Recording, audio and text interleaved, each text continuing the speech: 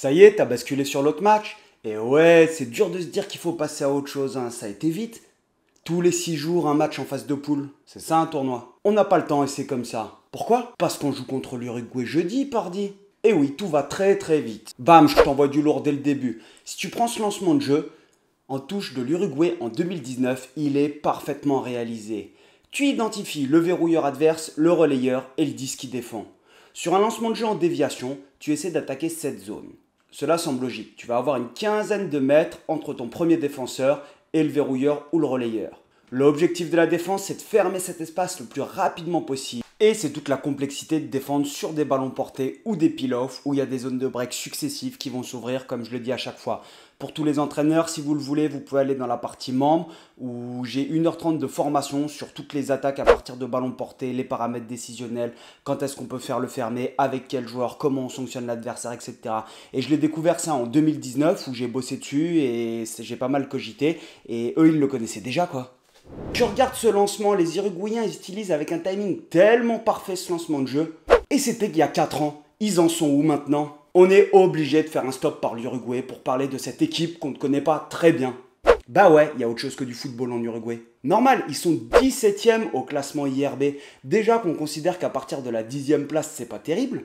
Mais alors 17e, on s'en occupe même pas. Et pourtant, c'est la seconde nation de l'Amérique du Sud juste derrière l'Argentine. Partie de plaisir? Je ne pense pas, mesdames et messieurs. T'as vu, il est sorti tout seul là, le mesdames. J'ai pas fait un petit bug en disant messieurs et mesdames. Et ouais, ça commence à rentrer un peu avec le temps. Allez, on perd pas de temps. Tu penses à t'abonner, à mettre le petit pouce bleu toujours avant de regarder la vidéo. Comme ça, si tu coupes ou que t'aimes pas, je m'en fous. Moi, c'est bon pour mon algorithme. Et on y va? L'Uruguay, c'est une équipe qu'on connaît beaucoup plus pour le football que pour le rugby. Ils ont gagné 2 coupes du monde de football. Comme dans de nombreux pays, le rugby en Uruguay, il a été importé par les Anglais. Et ouais, nos voisins anglais, ils n'ont pas que des mauvais côtés parce qu'ils ont énormément participé au développement du rugby autour du globe. Même si on les apprécie pas trop, on ne peut pas leur retirer cette qualité. Et je t'avoue quand même que leur cote de popularité, elle est en train de remonter pendant que leur cote de résultat, elle descend. Hein. Pour info, l'Uruguay, en 2021, ils ont un petit peu plus de 11 000 licenciés. Mais ça veut dire qu'ils sont loin derrière nous. Ils se sont qualifiés 4 fois pour les éditions de Coupe du Monde et notamment sur les 2 dernières Coupes du Monde qui ont eu lieu. Pourquoi pas avant? Car en 2003, ils ont pris un 111-13 par les Anglais. Ouais, les Anglais, ils ont été champions du monde en 2003, mais 111 points, pof! À cette époque-là, l'écart de niveau entre les équipes, elle est juste phénoménale. Et même du coup, physiquement, c'était ultra dangereux de faire s'affronter des Anglais qui n'avaient déjà peut-être pas beaucoup de cerveau à l'époque. Et quand tu vois que le talonneur anglais qui a gagné la Coupe du Monde en 2003, il ne se rappelle plus avoir gagné la Coupe du Monde à cause des commotions qu'il a pris et des maladies dégénératives au niveau du cerveau, quand tu le fais jouer contre des joueurs amateurs, tu t'imagines bien que le rapport physique n'est pas le même. Mais ça, les commotions, c'est un autre sujet. J'aimerais vraiment le traiter de façon sérieuse, mais après la Coupe du Monde. Pour l'instant, place au jeu.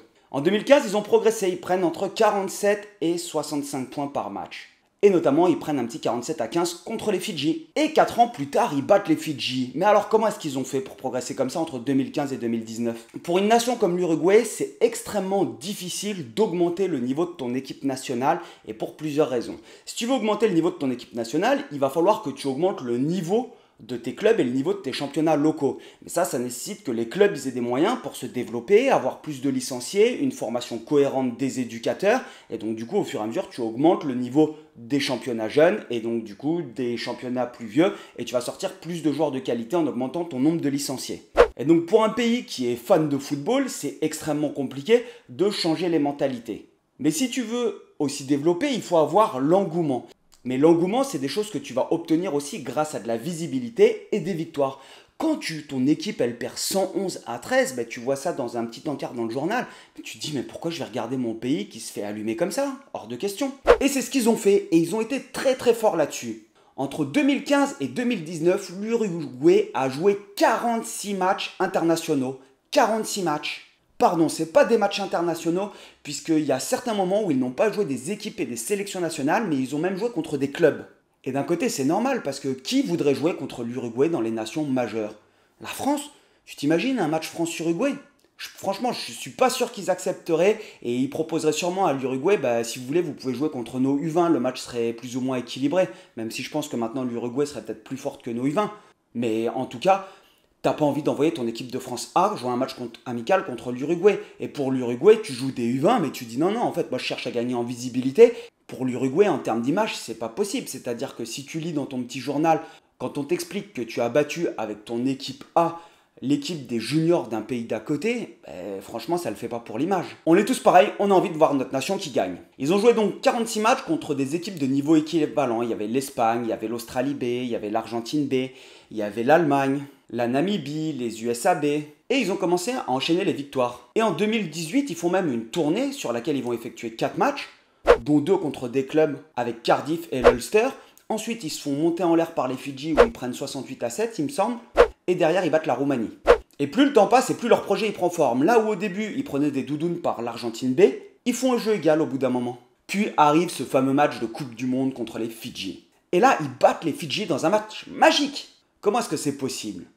Alors, sans rien enlever à la victoire de l'Uruguay, les Fidji, ils avaient joué leur premier match de poule face à l'Australie sur lequel ils avaient lâché énormément de jus. Ils font une très belle mi-temps contre l'Australie. Je crois même qu'ils sont devant à la mi-temps où ils mènent et puis paf, ils explosent en fait sur les 20 dernières ou 25 dernières minutes du match contre l'Australie. Et ce match entre l'Australie et les Fidji, il avait eu lieu le 21 septembre. Et le match contre l'Uruguay, il est le 25 septembre. 4 jours entre 2 matchs de Coupe du Monde pour les Fidji. Alors que l'Uruguay, elle jouait son premier match. Franchement, c'est vraiment pas top pour les Fidji, parce que quand c'est comme ça, je me demande vraiment en fait, est-ce que ça vaut la peine que tu retires tes straps entre les 2 matchs? Ça te rappelle pas un petit peu la configuration qu'on rencontre? On a notre premier match en ouverture contre les Blacks, et 6 jours après, on joue l'Uruguay, qui, elle, n'a pas joué de match. Mais par contre, on a 6 jours de récupération.